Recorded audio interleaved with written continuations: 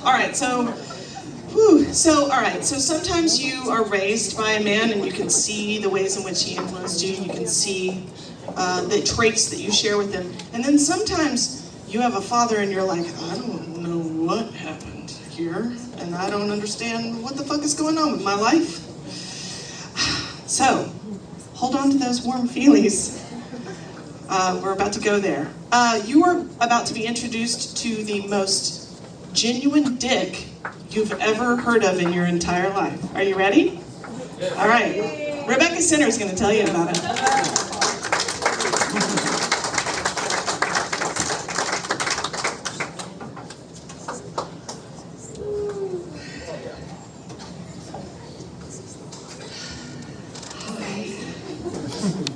Okay.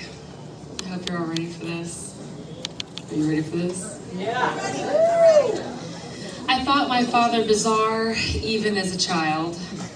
My father, Richard, also known as Dick, ran around the house drunk, shouting and swatting at anyone who got in his way. He spoke to me and my brother through our stepmother, even if we were sitting within swatting distance. I spent a lot of my child trying to decode him through watching and snooping. I had to snoop. I had to snoop because nothing was discussed at our house, ever. So we moved every year from country to country, and my father was this consultant, and we flew first class, and it was amazing. But my brother and I never knew it was time to move until the Packers showed up. And that's when we would get the clue, like, it's time to go. We're skipping this place and going to someplace else. So my father always dressed well, and his shoe collection rivaled Imelda Marcos's. And what he loved most was tailored clothing and the attention that he received as a sharp-dressed man.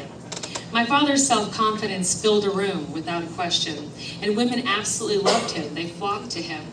So when I discovered at the age of 14 large garish lingerie in his dresser, I suspected that this ladies' man was also a man who liked to wear lady things. I didn't really know about cross-dressing because I was 14 and living in Arkansas. And although we had moved around the world and we had lived in places like Rio and London, and I had seen a lot of really interesting things, I was still really sheltered, and I didn't really understand why he had large lingerie that was obviously his, because my stepmother was very petite and very stylish. And it was an interesting twist that gave a third dimension to someone who I thought was just a total asshole alcoholic all the time, shouting and screaming at us at any provocation. My snooping also led to another discovery. Once while I was digging through a few drawers in the living room, my best friend Amber and I found a VHS tape entitled Fat Chicks in Bed. I was not surprised that he watched porn. The TV had been left on that channel many times before. But this tape was hilarious because of the title and confusing because my father was an absolute fattest. My biological mother had become very heavy later in life, and he never really failed to comment on his distaste for fat women. He would frequently instruct me to not get fat like my mother, and went so far as to keep a scale by the dining room table. He liked to insist on everyone weighing in before meals. His goal was to weigh less than his youngest son, who was 40 years his junior. My little brother's 6'4" and weighs about 155 pounds. So I flatly refused to participate in being weighed like livestock. So Fat Chicks in Bed seemed like an odd choice to me. He abused food, almost as worse, almost as bad as he abused people. He boiled meat. He exclusively cooked with margarine. And his worst offense in the kitchen was this obscene bag of forever spaghetti that he kept in the freezer. When it was spaghetti night, he would take out the frozen bag and dump its contents into a pot, and then add new sauce and about a half a bottle of red wine to the old sauce, and then after dinner, he would put the leftovers back into the same bag, return it to the freezer, thus extending the life of the original sauce forever into eternity. Forever spaghetti. My little brother was 15 when he found me at a friend's apartment. He was clearly flustered and demanding to speak to me privately. I was a college kid smoking my stress away and not really interested in his sense of panic and urgency. And my friends, they smelled a little bit of tragedy and they circled in and encouraged him to share his distress. My brother said he'd gone home early to get some soccer gear and Dad was wearing eyeliner. I said, Keith Richards wears eyeliner. My brother said, and a dress. And I said, what kind of dress? Like a kimono? And he said, no, not like a kimono. Then he threw out his coup de grace and wedged heels. We absorbed the details. My brother, completely empty, dropped down to the couch, and everyone started talking at once. Hey, dude, it's cool. Don't think too much about it. Keith Richards does wear eyeliner. Mick Jagger probably does, too. I said cheerfully, hey, at least he was dressed, because once, when Sarah and I walked into the house in the middle of a Saturday afternoon, he was completely naked, laid out on the couch reading the newspaper. And didn't flinch when we walked in. Just folded down the corner and scowled at us. So, it could have been worse. Then when he was 65, he managed to upstage Jesus Christ himself at Easter dinner by standing drunkenly before the family and announcing, I'm a woman now. He then disappeared down the hallway, returning with a large, hideous dress that he offered to me. Here, you can have this. I bought it for me, but it's too big. He now wanted to be called Christine, and Christine had already mastered the feminine art of the backhanded compliment. For a minute I thought this would make him better, or her better. And even though he had the surgeries done in Thailand without the counseling required in the United States, and even though my stepmother seemed to know nothing about it, and even though he was still suggesting that I was fat, I hoped that becoming a woman would make him happy. Maybe he'd quit drinking. He and my stepmother divorced 2 years later. Surprise sexual reassignment can really take its toll on a marriage. I presume I wouldn't know because we discussed nothing. Not his C-cups, not his jaw shaving, not the fact that he may not, nothing. So, we didn't see much of him after that. He didn't tell us where he lived, and he showed as much interest in us, and all of us, as he always had, which would be about, none. He showed none. And just as we had his children, we speculated and wondered and remained thoroughly intrigued by the man who'd fathered us. And when I last spoke to him on the phone, it was to inform him that my biological mother had passed away. It wasn't that I expected him to care, but she died without resources and I needed about $1,000 to help with the cremation. He rudely denied my request and told me that it was irresponsible to die poor. I said, fine, I'll just call your mother. Because I knew my grandmother wouldn't deny me. And even though she was the mother of this heartless asshole alcoholic, she was a doting grandmother who loves me very much and she would never have refused me. So he promptly wired that money to me. He returned the favor a few years later when I came home from work one day to find a very agitated Christine in my yard demanding money from me for the shitty investment that he had made in my childhood. My upbringing apparently had cost a lot more than he expected, and the outcome was not what he wanted. I had been scared of him all of my life, but he was especially terrifying now. She had recently been arrested on multiple felony charges, including possessing 22 grams of methamphetamine, possession of an unregistered firearm, and a battery charge for hitting his new bride, a stepmother I had yet to meet, with his cell phone.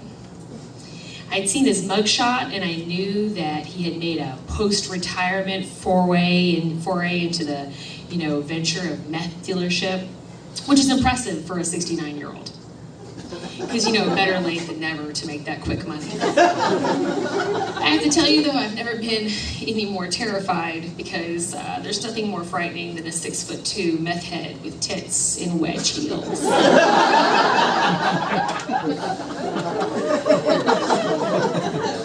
I shared these episodes with my brother in hopes that we could make sense of it together. My dad remained this crazy, unknowable fountain of weirdness that he'd always been. It's just that now he had a vagina and a meth habit. That meth habit, though, was a little bit overwhelming beyond the rest of it. That is until about, 13 days ago, because on Monday, June 13th, literally, I'm not kidding, 13 days ago, a detective from the Fayetteville Police Department called to tell me that he needed to talk to me about my father. I panicked. Had he murdered someone? Had someone murdered him? Did I have anything illegal in the house? Did the detective suspect that I had my own meth empire? The hour it took this detective to get to my house was excruciating. But when he arrived, he told me my 76-year-old father, a man, according to his 3-month-old driver's license, had been found dead in his bed. His neighbors in the apartment complex heard his dog barking in a peculiar fashion, and for an extended period of time, this worried them, and they decided to go ahead and call management. He'd been there for a few days, the apparent victim of natural causes. The detective said he had found me through my dad's lawyer, who was listed as his next of kin. Not me, not my little brother, not my 2 older siblings that Dad had disowned decades earlier for being meth heads. His lawyer was his next of kin. And the detective told me that I needed to go over to my dad's apartment to see what I could do to finalize his affairs. The next morning, I went to the apartment and met the manager, who was very busy consoling my ex-stepmother, Michelle, who I'd never met. She had just dropped by to visit my father and seemed genuinely devastated. She had been denied entry to his apartment because, you see, she wasn't his wife anymore. I was also denied entry for the time being because a hazmat team was waiting to remove some very disgusting items. So I agreed to come back later and hesitantly gave Michelle my phone number. I began receiving text messages from her immediately. She had no rights as they were divorced, so she had to go through me, and there were keepsakes in the apartment that she just had to have. I ignored her in favor of preparing myself to enter the apartment that afternoon. My little brother had yet to arrive, so I took my best friend Amber along. She's always proved loyal and strong throughout of our crazy discoveries, and I knew she wouldn't let me down. So the manager explained to us that Dad was in the process of being evicted for not taking his dog out. Ever. The dog, a Shih Tzu, had already been taken away once. And when they took it away, it was brown. And when he talked them into bringing it back, the dog was white. So he'd also not paid his rent for June. And they really wanted his stuff out as fast as possible. I had already suspected that the mystery that was behind Christine was not something I really wanted to unravel. But we were already there, and Amber was at my side, and the keys were in my hot hand, so we decided to go for it. The smell hit us before the door was completely opened. Not only had the dog never been taken out, but her droppings had never been picked up off the floor. It looked like that it had rained tiny dog turds on every inch of the apartment. We walked in, the turds crunching beneath our feet. After running back in horror, we were given masks and gloves to aid us in our expedition. A cursory walk around the apartment taught us a few tantalizing details immediately. He had picked up smoking Newports. I suppose that helps legitimize his image as a drug dealer. And he had developed a weird fascination with Betty Boop in his later years. He had a vast collection of figurines that he kept in a beautifully cleaned curio cabinet in the living room. He had stopped keeping his forever spaghetti in the freezer in favor of Jimmy Dean microwavable biscuits. And he had some glamour shots of himself in several frames around the house. 4 of them. I can't show them to you because my traitor-ass brother threw them in the trash can behind my back. He knew I wanted them for this show. But he's not down with sharing like this. He'd rather we just don't talk about it, like, every other aspect. But anyway, we also found some unregistered guns that we assumed that, he had used because, meth addicts and dealers are required to be armed.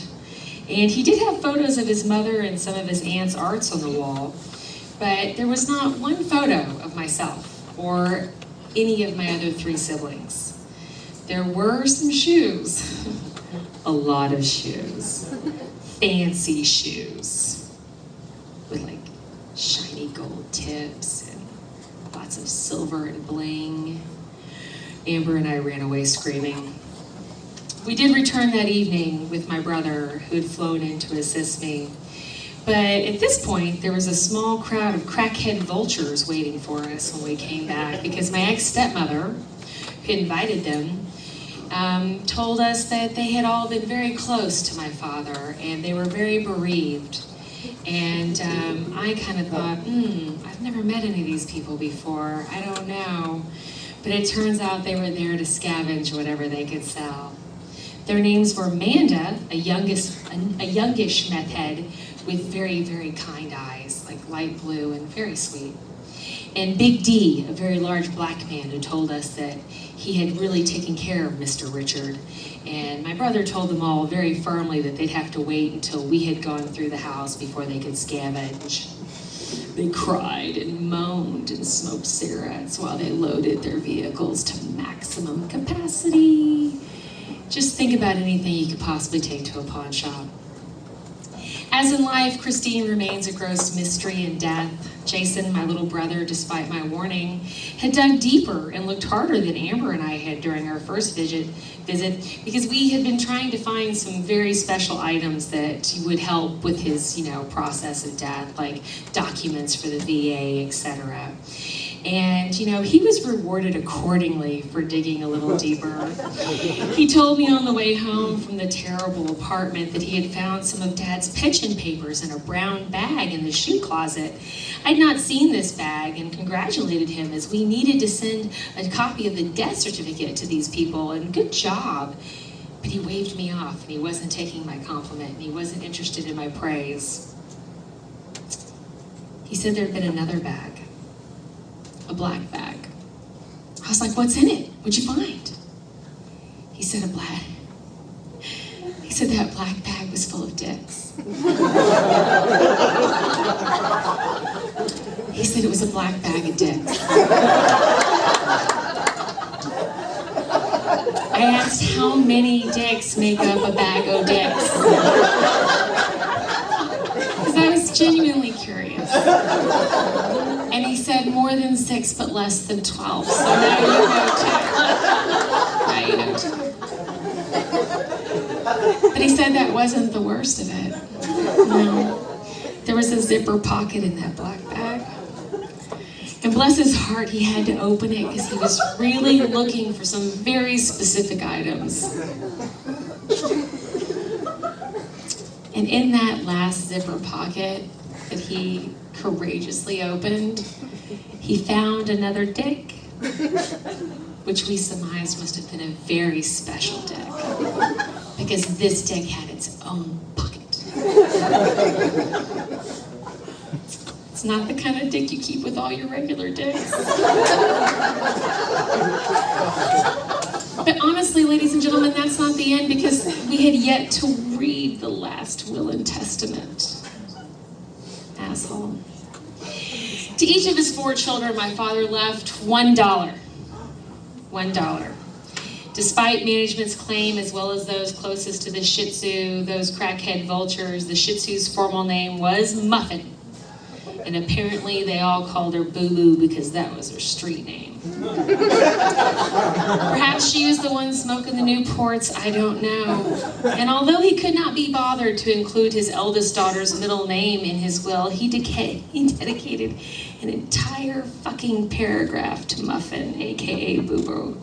Boo Boo was to be given $10,000. The care and keeping of Boo Boo, aka Muffin, who he clearly cherished as evidence of keeping her scat all around him on the apartment floor. I assume that he had been a little bit more flush with cash when he authored this will in 2007, because at the time of his death he had $409 in his wallet and $11.66 in his bank account. Muffin's not gonna get her $10,000.